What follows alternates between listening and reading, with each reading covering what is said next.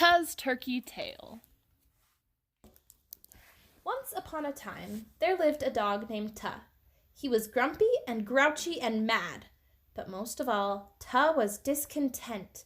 He was discontent with his face and his life and the time of year. He was not a pleasant sort of fellow, not one bit. Tuh would sit at the highest peak on Mount Ropa and pout. He would look down at Turkeytown and watch the turkeys as they went about their happy little lives, gobbling and pecking, eating and eating and eating. It seemed to Tuh that that was all they did, and that made Tuh jealous. But even more than he was jealous for their full tummies, he coveted something else they had most of all. Every time he thought of this, it reminded him of when he was a young pup and visited the turkey farm with Mother Tuh.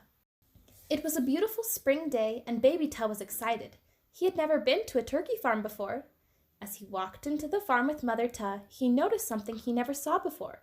The turkeys had something hanging from their beaks. It was red and squishy, and to Tuh it was beautiful. Mother Tuh, Tuh said, "What is that hanging from the turkeys' beaks?" "Oh," Mother Tuh responded, "it is called a snood." A snood, Tuh reflected. What a beautiful name. Ever since then, Tuh had been discontent. He stared at his plain, wet black nose in the mirror. Why didn't Tuhs have snoods? Tuh decided he'd had enough. He was going to do something about this. How could Tuh make a snood on himself? Suddenly, Tuh had an idea. A horrible, awful, wonderful, terrible idea. Tuh immediately ran into his bedroom and opened his sock drawer. He had a lot of socks. Pink socks, purple socks, blue socks, striped socks, platypus socks, even socks with Mother Tuh on them. Tuh chose a bright red sock and taped it to his nose. Perfect! Tuh felt almost happy. He decided he would test his new snood in Turkeytown and see if the turkeys were fooled. As Tuh entered Turkeytown, he realized there was something strange, something different. Not one turkey was gobbling or eating. In fact, Tuh couldn't see any turkeys anywhere. How strange.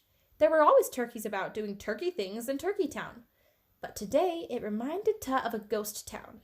Tuh announced himself with a tentative gobble. There was no response. Tuh sighed disappointedly and turned to go home. Perhaps he could show his snood to the turkeys another day. Tuh took exactly 6 steps towards Mount Ropa when he suddenly heard a twig snap behind him. He froze and looked around cautiously, then continued walking. Tuh took 2 more steps when suddenly the air exploded in sparks and smoke. Tuh just about leaped out of his fur. What in the blazes was that? Tuh bolted to the nearby safety of a turkey hutch, his snood flying in the wind. As he burst through the door of the hutch, Tuh was suddenly aware of a very old, very wise-looking turkey sitting serenely in a rocking chair. He blinked at Tuh, then continued rocking. Tuh was very confused. He asked the old turkey why the town was so quiet, and most of all, what was that dreadful noise? "Well, son," the turkey began, "every 4th Thanksgiving in November, we turkeys go into hiding for our very lives. Them there humans find a special joy in having us for dinner, so we just lie low for a few days until their Thanksgiving celebration dies down a tad." Tuh was shocked.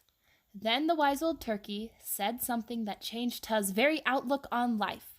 "Listen, son, you be happy to be a Tuh. Looking for joy by wanting to be a turkey just ain't gonna work." Tuh walked out of that hutch minus a snood, but with a great warmth in his heart. Maybe being a Tuh wasn't so bad after all. Maybe, Tuh thought, if he was grateful and content with what he had, he would be happy. Tuh walked with purpose in his step. He was going to be a grateful Tuh, and maybe he could invite the turkeys over to his cave next Thanksgiving to keep them safe. And maybe Tuh would even make them a chocolate pudding pie, his specialty.